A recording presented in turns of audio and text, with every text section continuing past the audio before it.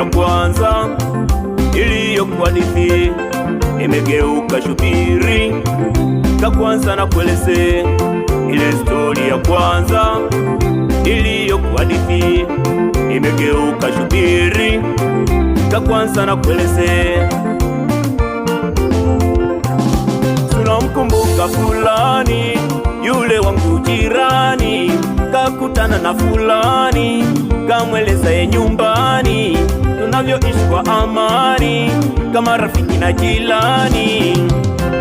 Fulani ikaingiwa na wivu ndani, moyoni mwake kaijaza chuki masikini, kaanza kumdanganya yule rafiki yangu na jirani ya kwamba mimi mbaya, nina agenda mbaya juu yake. Rafiki yangu kaumia, kapanda na hasira juu yangu, shetani kafanikiwa kuteka moyo wa jirani. Hata nikimwongelesha jirani yangu bado tumeruna.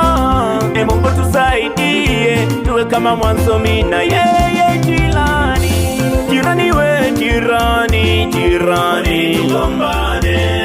Jirani we jirani, jirani